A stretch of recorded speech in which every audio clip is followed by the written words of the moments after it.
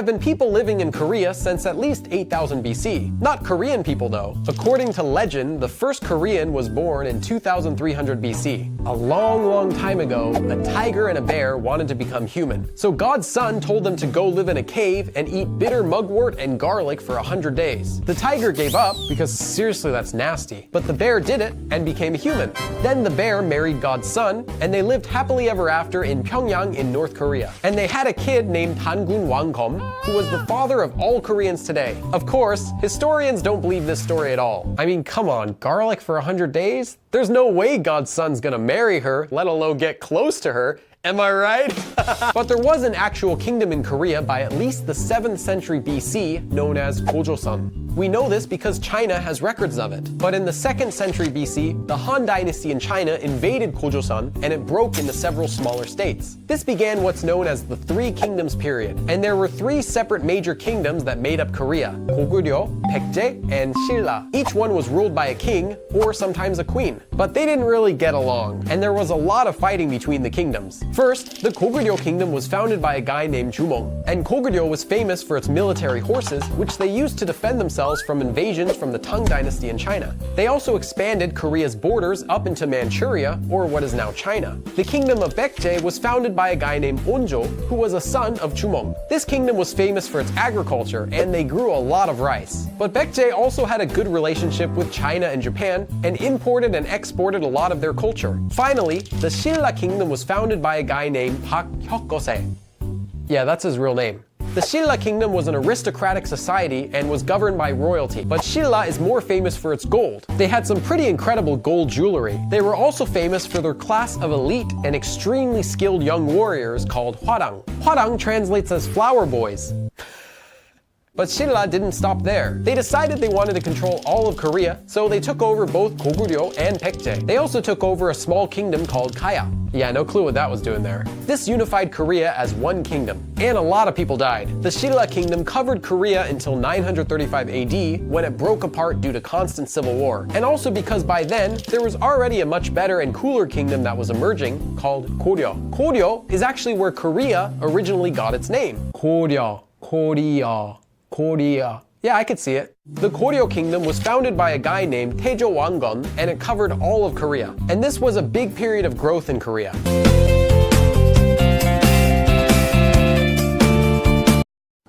Korean literature can be divided into 2 parts: classical literature and modern literature.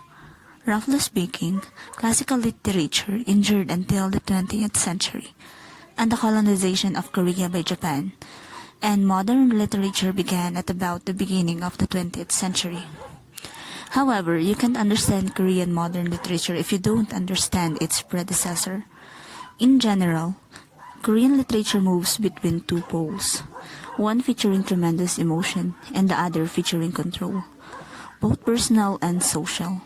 These poles are the result of the early influences on Korean literature, which were shamanism, Buddhism, Confucianism, and Taoism.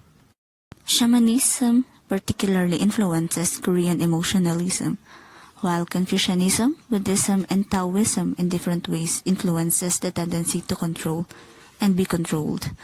Combined, these influences created an early literature expressed orally, and one portraying a love of and relationship to nature, within which man was just one part of the larger picture. The literature was often quiet-mannered, with evil deeds banished, good deeds eventually rewarded, and a series of relationships structured by loyalty to the king, to parents, to elders, to friends, and to proper sexual relations, meaning chastity. One of the ongoing tensions in understanding Korean literature is the question of 2 alphabets used in Korean literature. For centuries, the alphabet of Korea was actually Chinese character.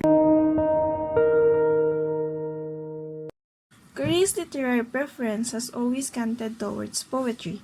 In a pre-written environment, this is common to many cultures, as the rhythm and rhyme of poetry makes it much easier to memorize. In addition, written materials are intuitively less robust, unless writing is inscribed in rock. It is very fragile, and the bamboo of which early books were composed was fragile during a time that Korea was often invaded and had its capital trashed. So poetry, passed down from memory to memory, was the first form of Korean literature. Korean poetry has four predominant forms: hyanga, pyeongok or changa, or koryokasa, sijo, and kasa, and these forms are partially associated with the empires in which they flourished. Hyanga. Very little remains of the literature of the Shilla period, 57 BC to 935 AD. What does remain is the form of Hyanga poetry, which was written down in Hyangal script. The word Hyanga means rural village song, deriving from what the Shilla people called their empire. A total of 14 poems were passed down in the Samguk-yusa, memorabilia of the Three Kingdoms, and 11 more have been passed down in the Kyunyojon, Tales of Kyunyojon. The form of Hyanga is varied with some 4-line, 8-line, and 10-line poems. What is interesting to note is that in comparison to Western poetry, these poems are quite short, and as we shall see, this tradition partially continued as Korean literature developed. Thematically, the Hyanga are Buddhist and or warrior-based, and they are often eulogistic, a manifestation, perhaps, of the Korean love of social structure. Pyeongok or Changa or Koryo Kasa. During the Koryo dynasty, 918 to 1392 AD, the use of Hangul disappeared as conventional Chinese characters came to dominate Korean literature. Hyanga did not entirely disappear, but it became a religious form rather than a literary one. The new form of poetry was the Koryo-kayo or Pyeongok. As with the Hyanga, this form was primarily oral, but it lived long enough to be recorded in writing, Hangul, in the Joseon dynasty. The kasa took two forms, a short one-stanza form and a longer form, of multiple stanzas ranging up to 13. Each stanza includes a refrain in the middle, or at the end, that was intended to establish the mood of the piece or tie the stanzas together.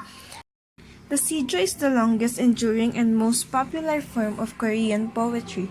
Although some poems are attributed to writers of the late Koryo dynasty, the Sijo is primarily a poetic form of Joseon dynasty, 1392 to 1910. Sijo are three-line poems in which each line has 14 to 16 syllables, and the total number of syllables seldom exceeds 45.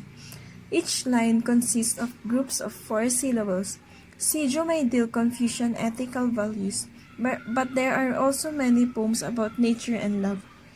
The principal writers of Sijo in the first half of the Joseon dynasty were members of the Confucian upper class, Yangban, and the Kisaeng. In the latter part of the Joseon dynasty, a longer form called Sasol Sijo, narrative Sijo, evolved. The Kasa developed at about the same time as the Sijo. In its formative stage, Kasa borrowed the form of the Chinese true lyric poetry or full-rhyme prose. The Kasa tends to be much longer than other forms of Korean poetry and is usually written in balanced couplets. Either line of a couplet is divided into two groups, the first having 3 or 4 syllables and the second having 4 syllables. The history of the Kasa is divided into two periods, the division being marked by the Japanese invasion of 1592 to 97. Korean modern literature was formed against the background of the crumbling feudalistic society of the Joseon dynasty, the importation of new ideas in the West, and the new political reality of rising Japanese imperial power in East Asia. Korea's modern literature extends from the mid-19th century to the early 20th century, and is designated as the literature of the Enlightenment period. The change from traditional to modern literature during the Enlightenment period was largely due to the effects of the new education and the Korean language and literature movement. The literature of the Enlightenment period secured its social base through newly emerged media like newspapers such as Dongnip Shinmun, or known as the Independent, It was at this time that a class of professional writers also began to form. Commercial publishing of literary works became possible with the introduction of new printing techniques and the emergence of publishing companies. This period also the emergence of many biographical works based on Enlightenment taste, designed to cultivate patriotism and awaken the traditional or national consciousness. The later works gave more weight to the fates of individual characters, and commonplace love struggles became more prominent.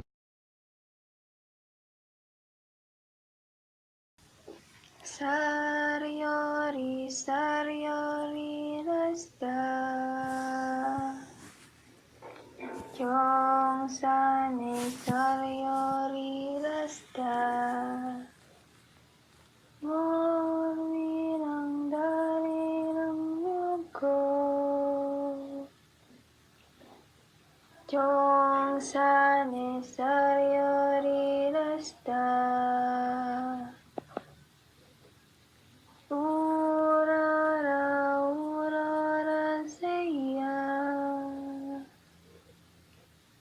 Jago Iliona Aurora Seya Maputa si Romanyonado Jago Iliona Yun Uganda 와쇼피어 비흐는 몸과 영혼 모두 가져 공기열 내르다 몸과 마음을 가져 돌아오는 길없이 고지 고정 집에 오는 고통업 시계요 개고 저대로 돌아오지 않습니다. Angjuwi iyagenen chanjiwang. Devyule sobyelo si jagdojiman. Segyuwi namoji changjomolen. Magohalmi, mangohalmi, tonen. Grandma, magulanen, joydehan yosinei. Uwihei, wansyong do yosobnida.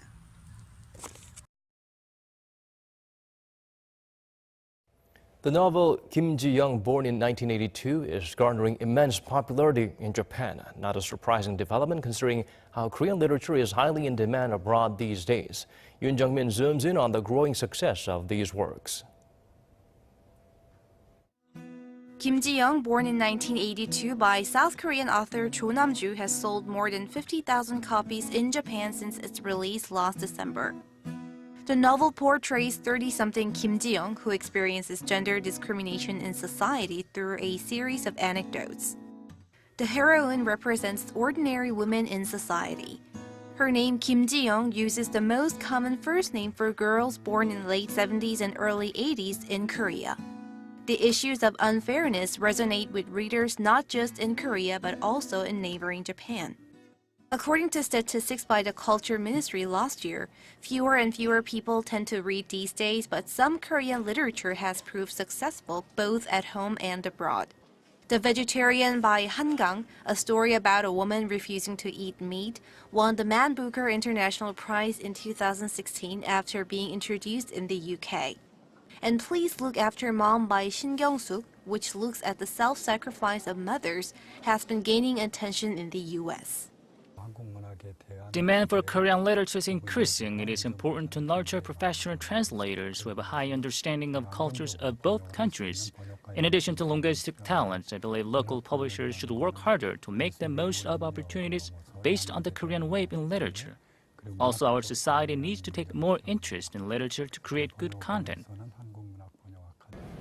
Experts say literature has the power to affect readers regardless of nationality or ethnicity, and that access to works from different cultures can improve the overall quality and variety of literature for readers around the world. Yoon Jung-min, Arirang News.